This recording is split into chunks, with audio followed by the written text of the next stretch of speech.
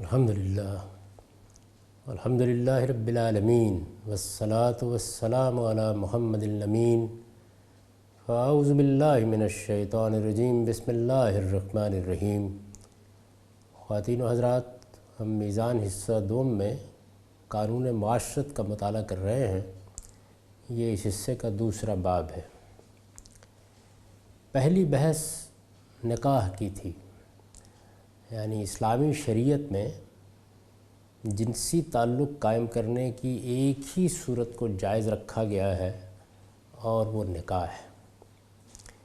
پھر ہم نے یہ دیکھا کہ نکاح کے ذریعے سے جو خاندان کا ادارہ قائم کرنا مقصود ہے، اس میں رشتوں کے تقدس کو برقرار رکھنے کے لیے محرمات کی ایک فہرست دی گئی۔ یعنی یہ بتایا گیا کہ یہ خواتین ہیں جن کے ساتھ نکاح نہیں ہو سکتا، اور اس کا مقصد یہ تھا کہ خاندان میں جو رشتے انسان کو چاہیے وہ جنسی رغبت کے ہر شائبے سے پاک ہوں، تاکہ ان کے ساتھ مودت اور محبت کا وہ تعلق قائم کیا جا سکے جس میں کوئی لوث شامل نہ ہو۔ اب یہ بتایا جا رہا ہے کہ نکاح کے اس رشتے کو قائم کرنے کے لیے حدود و شرائط کیا ہیں، اور یہ قرآن مجید نے جس جگہ محرمات کو بیان کیا ہے اس کے فوراً بعد سورہ نساء ہی میں بیان کر دی ہے۔ میں نے جس آیت کو سر عنوان رکھا ہے وہ یہ ہے، وَأُحِلَّ لَكُم مَّا وَرَاءَ ذَلِكُم مَّن تَبْتَغُوا بِأَمْوَالِكُم مُحْسِنِينَ غَيْرَ مُسَافِحِينَ فَمَا اسْتَمْتَعْتُم بِهِ مِنْهُنَّ فَآتُوهُنَّ أُجُورَهُنَّ فَرِيضَةً وَلَا جُنَاحَ عَلَيْكُمْ فِيمَا تَرَاضَيْتُم بِهِ مِن بَعْدِ الْفَرِيضَةِ إِنَّ اللَّهَ كَانَ عَلِيمًا حَكِيمًا۔ یہ سورہ نساء جو چوتھی سورہ ہے، اس کی 24ویں آیت ہے۔ میں یہ عرض کر چکا کہ اوپر محرمات کی فہرست بیان ہوئی ہے اور اس کے بعد یہ آیت ہے۔ چنانچہ فرمایا ہے، اور ان کے ماسوا، یعنی اوپر جن عورتوں کی حرمت بیان کی گئی ہے ان کے ماسوا، اور ان کے ماسوا جو عورتیں ہیں وہ تمہارے لیے حلال ہیں، یعنی یہ عورتیں ہیں جن کے ساتھ نکاح کرنا ممنوع ہے، ان کے ماسوا سب عورتیں حلال ہیں، اس طرح کہ تم اپنے مال کے ذریعے سے انہیں طلب کرو۔ اب یہ حدود و شرائط بیان ہو رہے ہیں۔ اس طرح کہ تم اپنے مال کے ذریعے سے انہیں طلب کرو، اس شرط کے ساتھ کہ تم پاک دامن رہنے والے ہو، نہ کہ بدکاری کرنے والے۔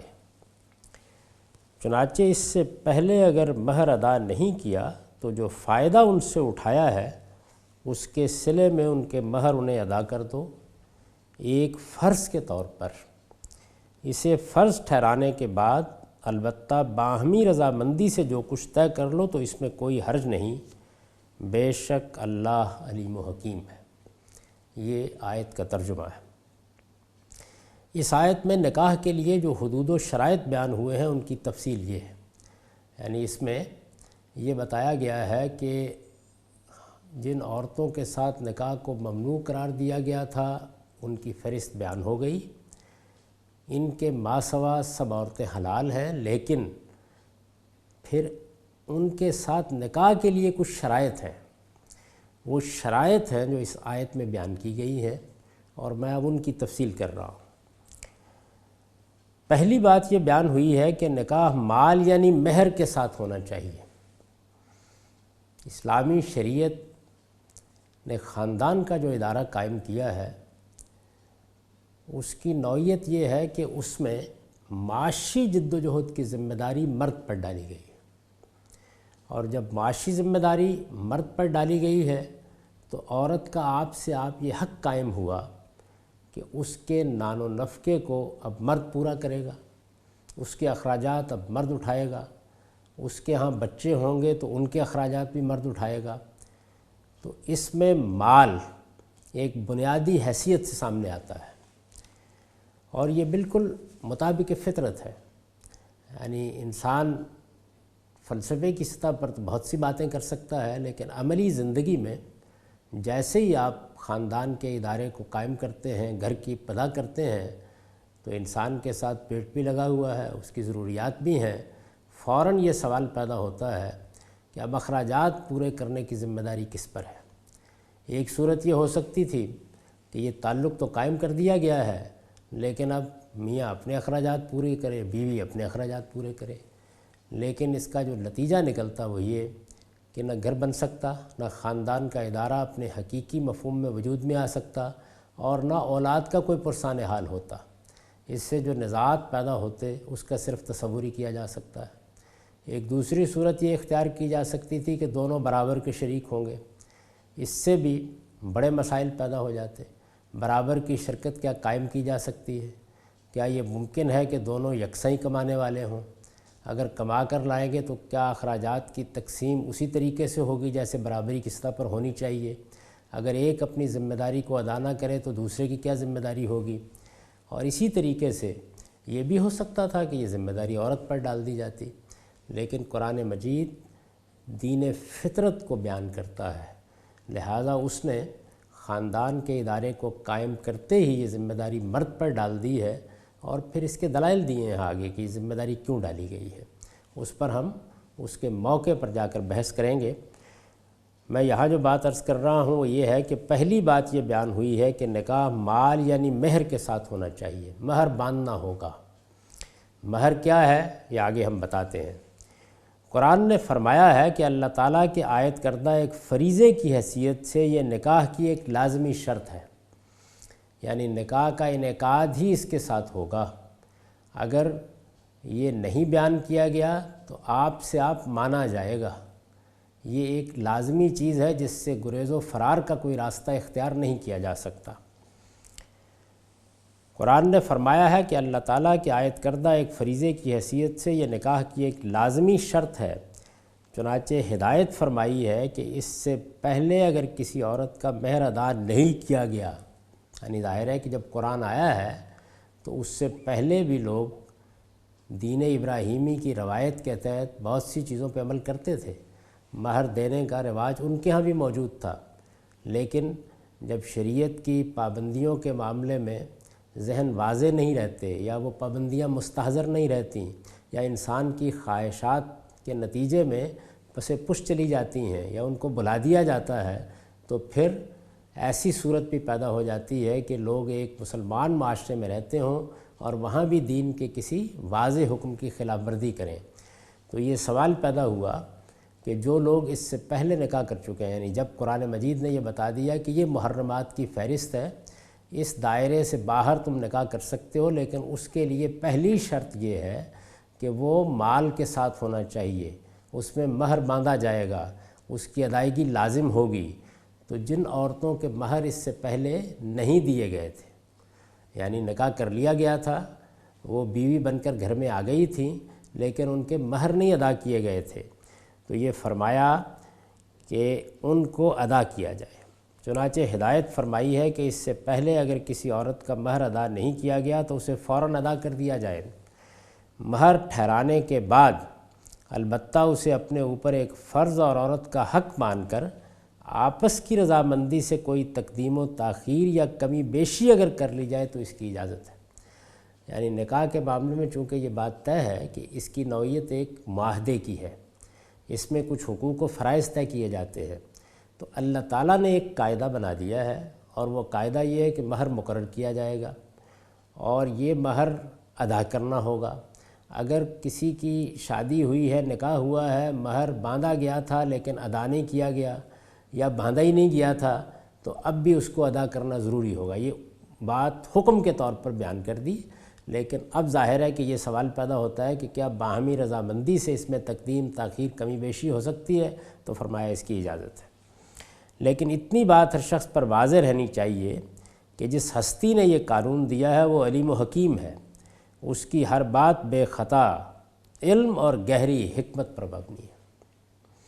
یہ قرآن مجید کا عام طریقہ ہے کہ وہ جب کوئی حکم دیتا ہے تو چونکہ انسان اس سے گریز و فرار کے راستے تلاش کرتا ہے، تو اس لیے توجہ دلائی ہے کہ یہ بات اچھی طرح سے سمجھ لو کہ یہ قانون جس ہستی نے دیا ہے وہ علیم و حکیم ہے، نہ اس سے بڑھ کر کسی کا علم ہے، نہ اس سے بڑھ کر کوئی حکمت کو ملحوظ رکھ سکتا ہے، اس کی ہر بات بے خطا علم اور گہری حکمت پر مبنی ہے، لہٰذا نہ اس قانون کی خلاف ورزی کسی کے لیے جائز ہے اور نہ اس میں کسی ترمیم و تغیر کی جسارت کسی شخص کو کرنی چاہیے۔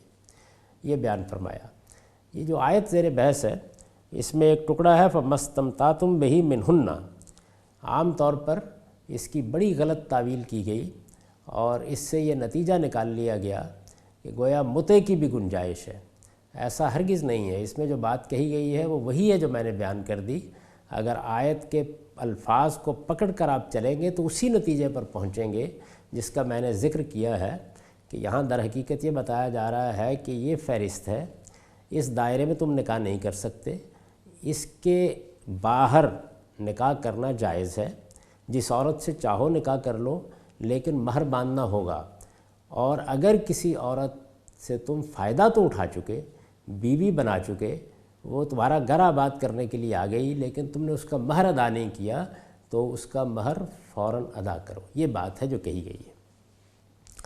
یہ مہر کیا ہے؟ مرد و عورت نکاح کے ذریعے سے مستقل رفاقت کا جو عہد باندھتے ہیں اس میں نان و نفقہ کی ذمہ داریاں ہمیشہ سے مرد اٹھاتا رہا ہے۔ یعنی جو نظم قائم کیا گیا ہے اس نظم میں ایک اہم ترین چیز یہ ہے کہ ذمہ داری کس کو اٹھانی ہے، اخراجات کس کو پورے کرنے ہیں۔ یعنی جس طریقے سے معاشرت انسان کی ناگزیر ضرورت ہے، معاشرہ ہوگا، رشتے ہوں گے، تعلقات ہوں گے، روابط ہوں گے، ملنا ہوگا، حقوق ادا کرنے ہوں گے، کچھ فرائض عائد ہوں گے، بالکل اسی طریقے سے یہ بات بھی انسان کی ناگزیر ضرورت ہے کہ اس کو معاشی جدوجہد کرنی ہے۔ یعنی کھانا ہے، پینا ہے، پہننا ہے، گھر در کے معاملات کو چلانا ہے، یہ ذمہ داری کون اٹھائے گا؟ ہمارے ہاں عام طور پر جب میاں بیوی کے حقوق و فرائض پر گفتگو کی جاتی ہے تو اس چیز کو یکسر فراموش کر دیا جاتا ہے۔ اس کو اس لیے سمجھنا بہت ضروری ہے کہ آگے بہت سے احکام ہیں جن کی بنیاد یہیں سے اٹھتی ہے۔ یعنی یہ معلوم کرنا چاہیے کہ نکاح کا ادارہ قائم کیا گیا، ہم نے بڑی تفصیل کے ساتھ یہ دیکھا کہ یہ کیوں قائم کیا گیا ہے۔ تو ہم نے یہ دیکھا کہ انسان کا معاملہ یہ ہے کہ وہ کچھ اس طرح سے پیدا کیا گیا ہے کہ اس کا بچپن بھی ہے، اس کا لڑکپن بھی ہے، اس کی ناتوانی بھی ہے، اس کا ذوف بھی ہے، اس کی جوانی بھی ہے، اور پھر حرم و شیب کے مراحل بھی ہے، بڑھاپا بھی ہے، اور بڑھاپے کی وہ صورتیں بھی ہیں کہ لَكَيْ يَعْلَمَ مِن بَعْدِ عِلْمٍ شَيْئًا، کہ آدمی جو کچھ جانتا تھا سب فراموش کر بیٹھا۔ ارسطو افلاطون تھا لیکن ناتواں بچے کے طور پر دنیا سے رخصت ہوا۔ تو اس وجہ سے یہ ضروری ہوا کہ اس کو ایک ایسا خاندان دیا جائے جس میں ماں ہو، باپ ہو، جس میں وفاداریاں ہوں، جس کو ایک گھر کے طریقے سے سب اپنا گھر سمجھیں اور پھر اس کی پرورش اور پرداخت کے مراحل میں اس کی پشت پناہی کریں۔ تو جس طرح وہاں بنیاد یہ تھی، بالکل اسی طریقے سے اب آگے جو احکام دیے جا رہے ہیں یا نکاح کرنے کے بعد جو حدود و شرائط قائم کیے جا رہے ہیں یا حقوق و فرائض کی جو تعین ہو رہی ہے، اس میں اہم ترین چیز یہ ہے کہ معاشی ذمہ داری کس پر ہے۔ یعنی کون ہے کہ جس کو اخراجات فراہم کرنے ہیں، کون ہے جس کو گھر چلانے کے لیے جدوجہد کرنی ہے، یہ ذمہ داری کس پر ہے۔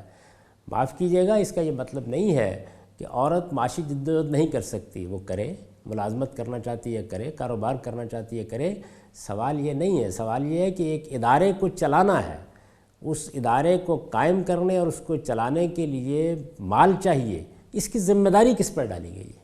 یعنی کون جواب دہ ہے، کس کو مکلف ٹھہرایا جائے گا، کون ہے کہ جو یہ ذمہ داری پوری نہیں کرے گا تو وہ قانون کے سامنے بھی جواب دہ ہوگا اور خدا کے سامنے بھی جواب دہ ہوگا، کون ہے کہ جو اس میں کوتاہی کرے گا تو اس کا محاسبہ یا اس کا مواخذہ کیا جائے گا۔ تو اس کا جواب یہ ہے کہ اسلامی شریعت کی روح سے وہ مرد ہے، اس کو گھر کا سربراہ بنایا گیا ہے اور یہ ذمہ داری اسی پر ڈالی گئی ہے۔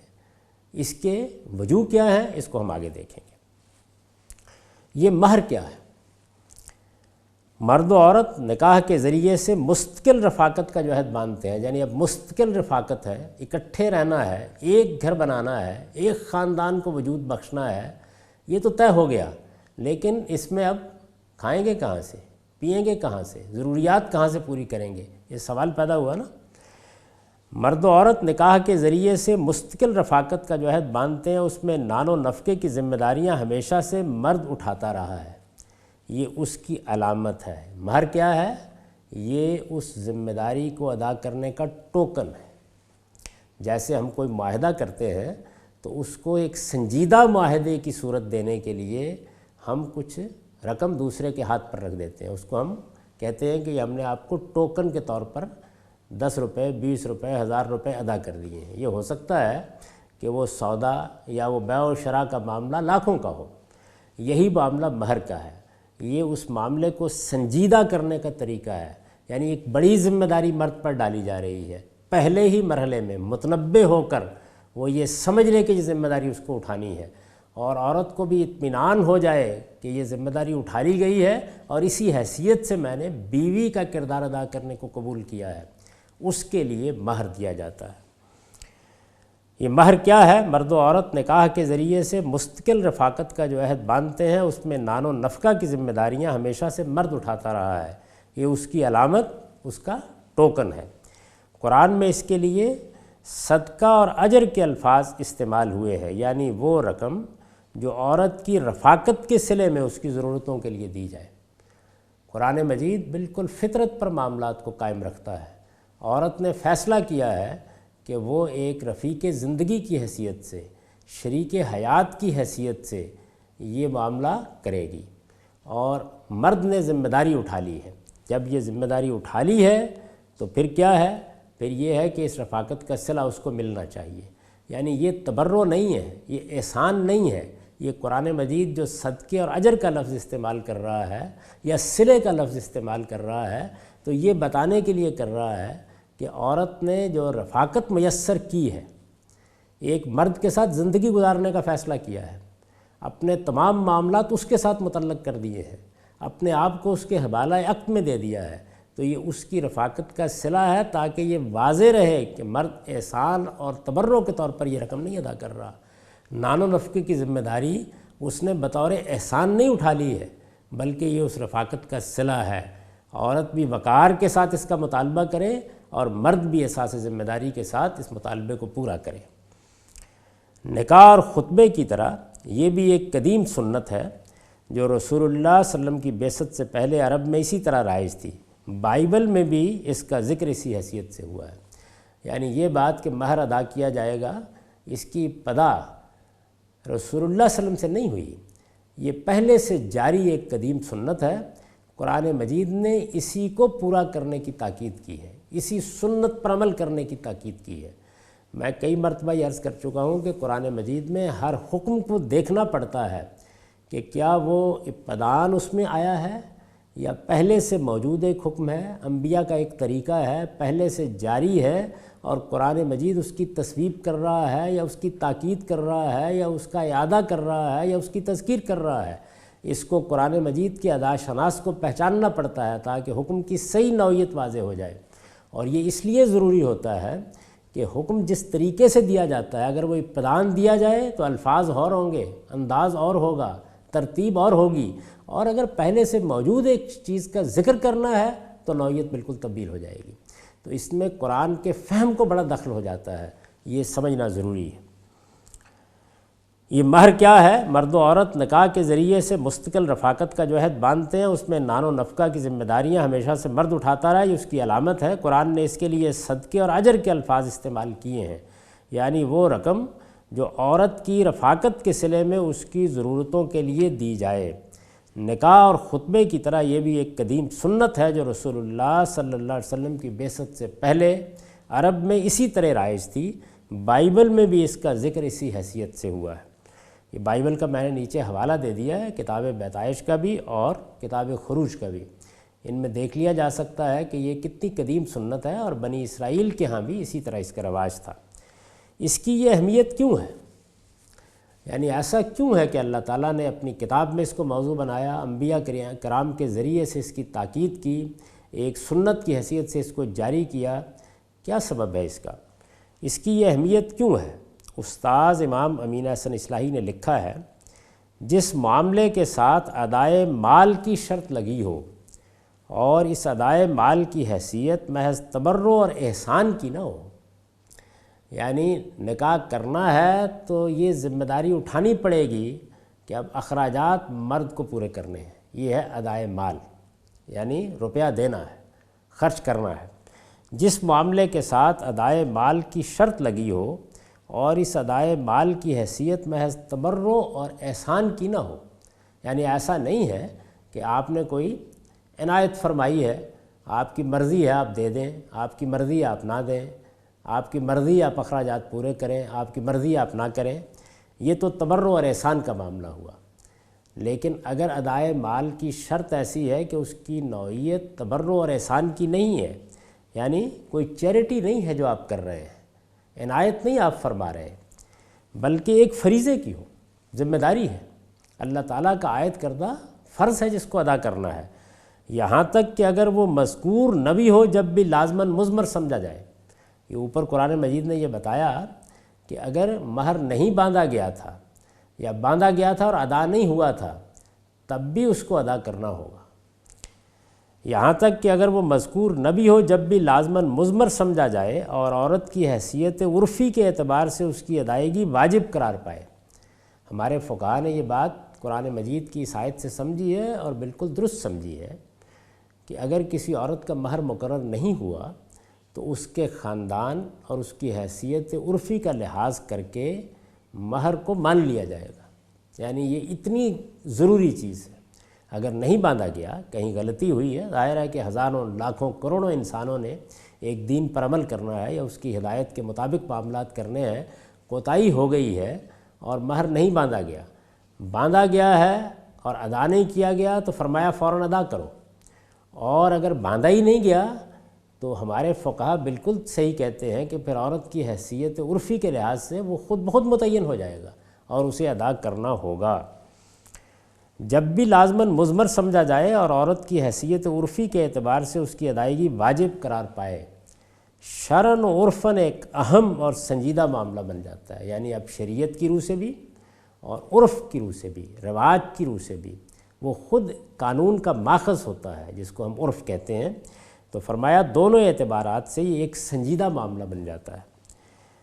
کوئی بھی ذی ہوش آدمی ایسے معاہدے میں ایک پارٹی بننے کی جرات نہ کرے گا جب تک وہ 100 بار سوچ کر اس میں شرکت کی ذمہ داریوں کو ادا کرنے کے لیے اپنے آپ کو تیار نہ کرے، یعنی جب یہ معلوم ہو گیا کہ یہ یوں نہیں ہے کہ آپ نے صحرا باندھنا ہے، بارات بنانی ہے اور جا کے ایک لڑکی کو لے آنا ہے، جب آپ یہ اقدام کر رہے ہیں تو آپ ایک بڑا سنجیدہ معاملہ کر رہے ہیں، آپ گھر بنا رہے ہیں، ایک خاندان کے ادارے کی بنیاد رکھ رہے ہیں، اور عورت کی بھی اور اب جو بچے ہونے ہیں ان کی بھی نان و نفقے کی ذمہ داری اٹھا رہے ہیں۔